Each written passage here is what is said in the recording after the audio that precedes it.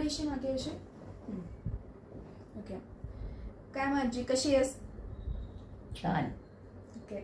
कसं वाटतंय तुला? उत्तम. बरं.